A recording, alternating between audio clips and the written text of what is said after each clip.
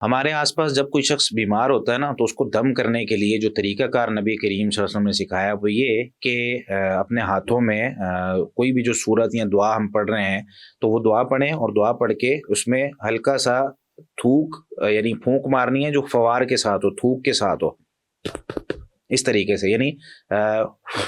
یہ والی پھونک نہیں مارنی۔ اس پھونک میں میڈیکلی طور پہ بھی، ویسے تو نبی صلی اللہ علیہ وسلم نے ہمیں بتا دیا تھا یہ پھونک نہیں مارنی، آج پروو ہو رہا ہے نبی کریم صلی اللہ علیہ وسلم کی یہ حدیثیں جب میڈیکلی طور پہ ہم سرچ کرتے ہیں تو آپ دیکھیں کہ اس پھونک کے اندر کچھ جراثیم آتے ہیں، اور فوار جو ہوتا ہے نا اس کے اندر جراثیم نہیں آتے۔ یہ دونوں چیزوں میں فرق ہے۔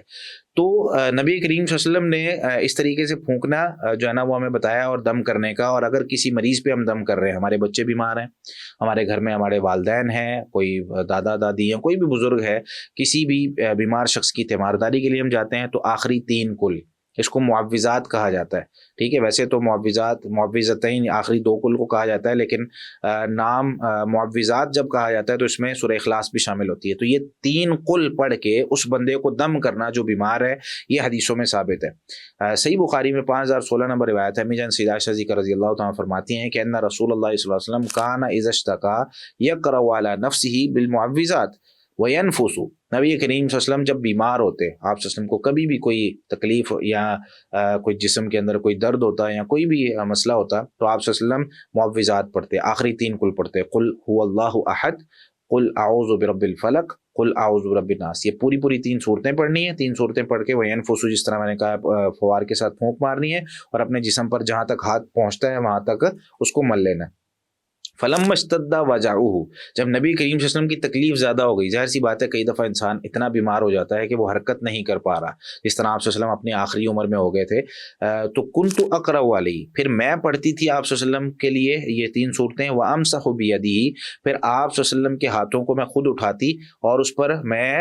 جو ہے نا وہ یہ فوار کے ساتھ پھونک مارتی، رجاء برکتیہ، پھر آپ صلی اللہ علیہ وسلم کے ہاتھوں کو جہاں تک وہ پہنچتے وہاں پھیر دیتی، کیونکہ آپ صلی اللہ علیہ وسلم کے ہاتھوں میں برکت تھی، اس وجہ سے میں جو ہے نا وہ آپ صلی اللہ علیہ وسلم کے ہاتھوں کے ذریعے سے پھر کر لیتی۔ تو اس سے پتہ چلا کہ اگر کوئی شخص بیمار ہے تو بیمار شخص کو دم کرنے کا طریقہ یہ ہے کہ اس کو اس طریقے سے دم کیا جائے۔ صحیح مسلم میں 2192 نمبر روایت ہے، امی جان سیدہ عائشہ صدیقہ رضی اللہ تعالیٰ عنہ فرماتی ہیں کہ رسول اللہ صلی اللہ علیہ وسلم فرمایا کرتے تھے، یا آپ صلی اللہ علیہ وسلم کا طریقہ یہ تھا کہ کانا اذا مریض احد من اہلہ، آپ صلی اللہ علیہ وسلم کے گھر میں سے بھی اگر کوئی بیمار ہوتا، نافس علیہ بالمعوذات، کہ آپ صلی اللہ علیہ وسلم آخری 3 کل، سورہ اخلاص، سورہ فلق اور سورہ ناس، یہ 3 کل پڑھ کے ہاتھوں میں اس طریقے سے پھونک مار کے اس کو جو ہے نا وہ پورے جسم پر اس کے مل دیتے۔ تو یہ آپ صلی اللہ علیہ وسلم کا طریقہ کار تھا۔ اس کی جو اس طرح کی حدیثیں ہیں نا، ان کی شرح میں حافظ ابن قیم رحمہ اللہ نے بڑی زبردست بات کہی ہے۔ وہ کہتے ہیں کہ یہ جو 2 صورتیں، آخری 2 صورتیں خاص طور پر، معوذات، یہ جو سورہ یہ اخلاص ہے، ان ساری صورتوں کا بہت زیادہ فائدہ ہے، اور انسان کو جو خاص طور پہ آخری 2 کل ہیں، انسان کو اس کی بہت زیادہ حاجت، و شدت الحاجہ، بہت زیادہ حاجت انسان کو ضرورت ہے اس کی، اس سے کوئی بھی مستغنی نہیں ہو سکتا۔ یعنی ہر بندہ وہ اپنی زندگی میں ان دعاؤں کو یا ان صورتوں کو پڑھنا شروع کر دے، اور ان کی ایک خاص تاثیر ہے کہ ان دعاؤں کے اندر جادو، ان دعاؤں کے اندر کسی کی نظر لگی ہو، ان دعاؤں کے اندر جتنے بھی انسان کے اوپر شر، آزمائشیں، تکلیفیں، پریشانیاں آئی ہوتی ہیں، وہ ساری دور ہو جاتی ہیں۔ اور کہتے ہیں کہ یہ جو صورتیں ہیں نا، یہ انسان کے لیے اتنی ضروری ہیں کہ انسان کا کھانا پینا، انسان کا سانس لینا وہ ایک طرف ہے، اور انسان ظاہر سی بات ہے جب تک وہ